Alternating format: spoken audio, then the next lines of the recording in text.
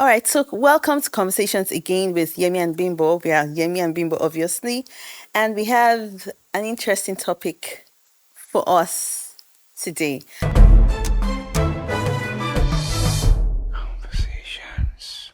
Yeah, the main issue about communication is not words, either written or typed. It's body language, and if the earlier everybody understands that, the better.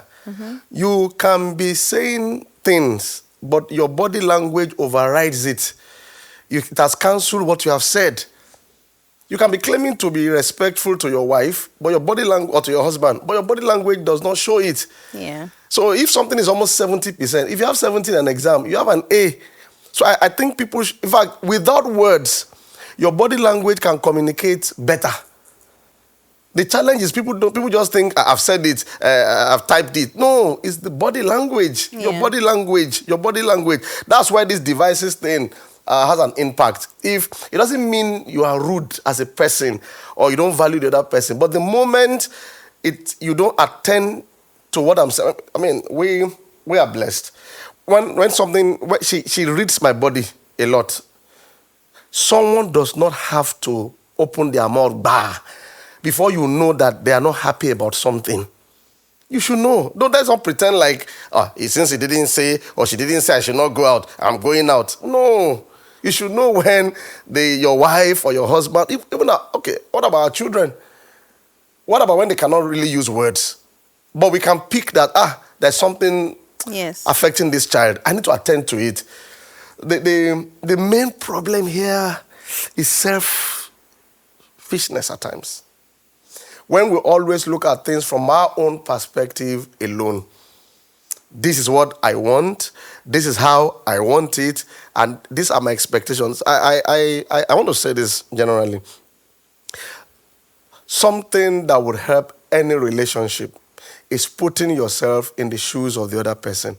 I've said it to pastors. I've said it in most of the fora where I'm privileged to speak. It will help you. I mean, like the federal government now. You announced fuel increase. We know subsidy must go, but maybe we should have had some palliatives or some things to help the people. Some awareness before. Some more maybe before subsidy was just announced like that.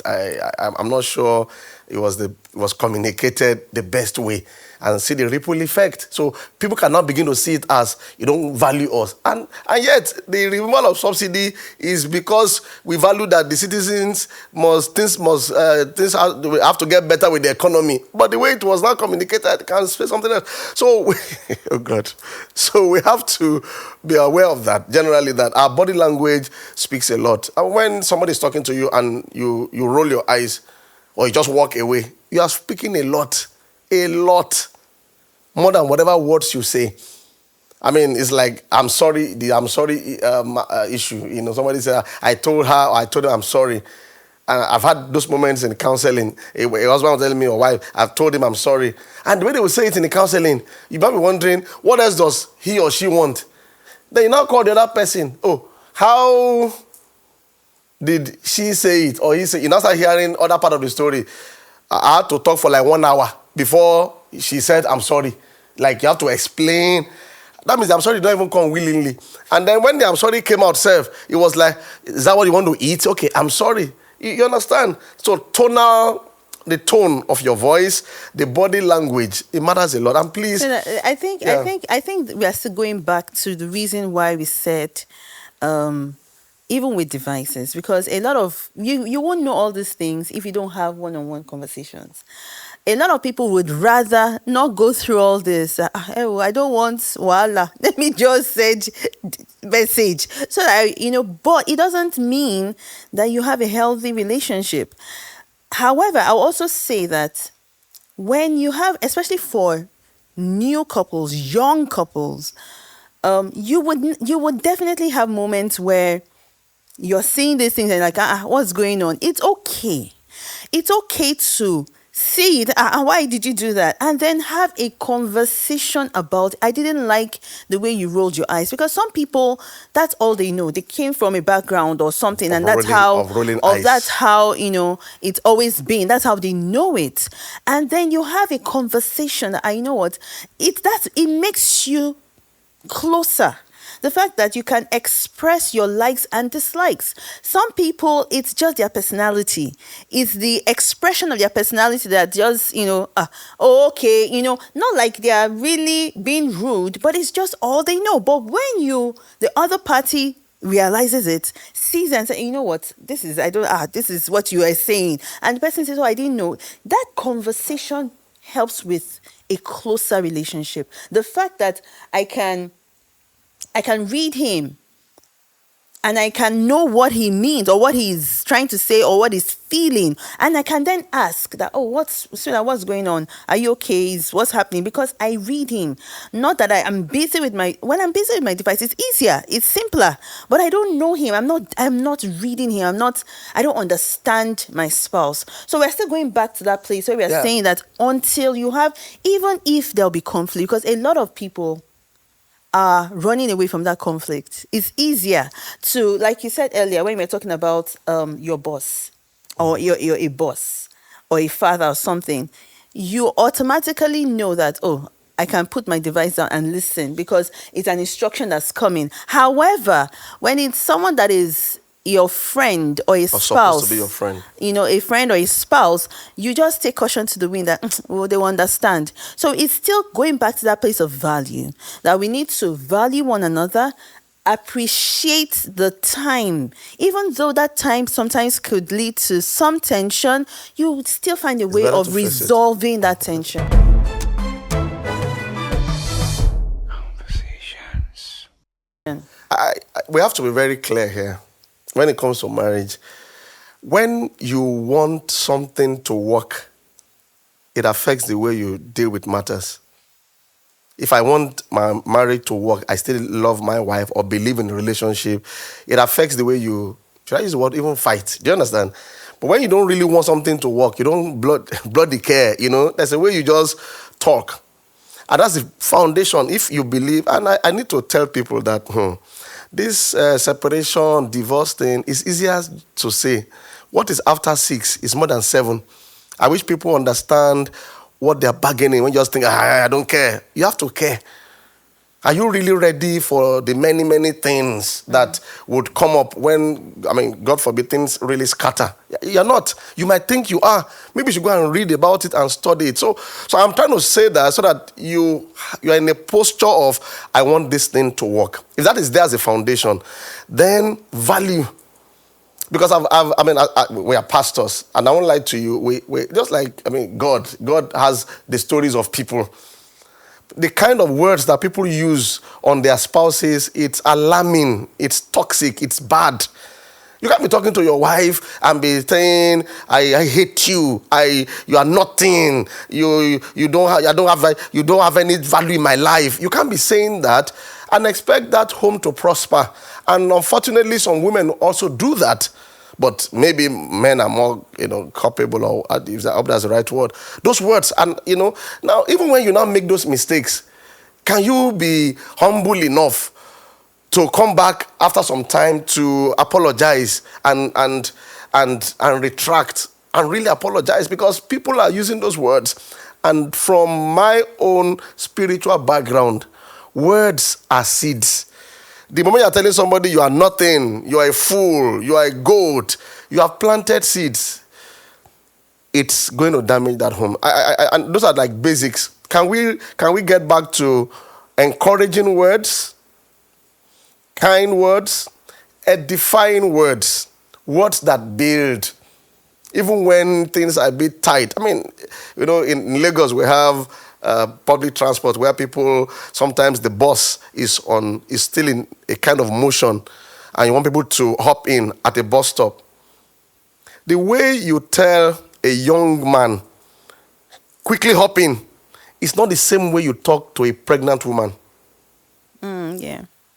If you do it the same with a pregnant woman, then you don't have sense.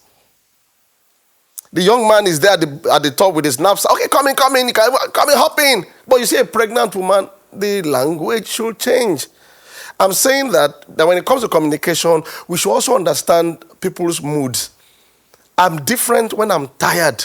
But you're different when you are tired, when you are fatigued, there's a way when your wife is stressed or your husband is tired, the way you communicate at that time should be different. Or maybe money is not plenty and you are aware. The way you communicate should be different. Don't be behaving like you are blind. I think that's where the problem is. So it's my own is just to ask for money. Yes, but what about when the man doesn't have money on him? Can't you ask in a different way? I use the example of a man telling the wife, I don't have money. It looks like I've told her I don't have money. What does I don't have money really mean? Why don't you have money? Can you respect her enough to say, those two companies I worked for, they've not paid though, if I'm angry with them. That qualifies why I don't have money. Or they've not paid me money in the office, so they've not paid for 3 months.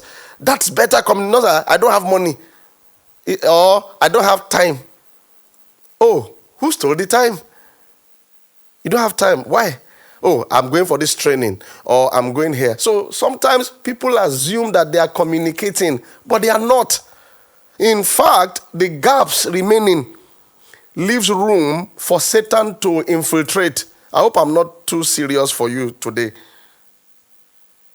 I read a research where they discovered that when people are having extramarital affairs, one of the first places it shows up is in their chatting, excessive chatting. So sometimes you find that in a relationship when somebody is on the phone much more than they talk to their wife or their husband, it's easier for the other person to start thinking, is there somebody closer to him or her than me? And if that gap is left, Satan will fill it up with all kinds of things. That's why we need to be aware of these things about devices, about valuing people, about the things we are communicating that we might not know we are communicating. I hope that makes sense. So I think I would also want us to round off by saying, someone should break that cycle. Oh, yes. One of the parties. I would also say, let your conversations be memorable, be exciting, be fun. We said earlier that for some people, the reason why they always go back to the phone device is for a way of escaping tense moments. Every time we are talking, it has to be fight, tension. Definitely, it's human nature. They will look for somewhere to escape. Please, I don't want to die before my time. That kind of mentality. So we want to encourage people. If you get back to that place of talking, conversing, let it be memorable. Don't let it be fight every time. Sometimes you don't win in a conflict. It's okay. Move on and let it go. Ensure that the fun moments supersede the tense moments, so that there's always a longing to have that talk, rather than every time there's a talk, there's fight. Every time I talk, you're the one that's wrong. The person will always go back to a place of comfort, a place of ease. So when we get to that, when we find ourselves in that position where devices or other things are becoming like the alternative or the new life, someone should break that cycle. Let's start off creatively. Look for ways to bring fun, laughter, encouraging words, validation, affirmation to your conversation, and then take it up from there. It's a pandemic, like we said. Everybody has is now used to devices, like we said, work and all. So it's not like you're blaming anybody in that sense, but the cycle has to stop. Yeah, it's better to over-communicate than under-communicate, or it's better to communicate before you need to communicate. So much to say about communication. You can read a lot of articles online. I think that will help us on how to communicate with a woman or how to communicate with a man. I think we'll be better off if we value our relationships. We can get more education on that. Hope to see you next time. Learn to, like, subscribe, share, okay? And send us your comments also. I think that would be a blessing. Bye.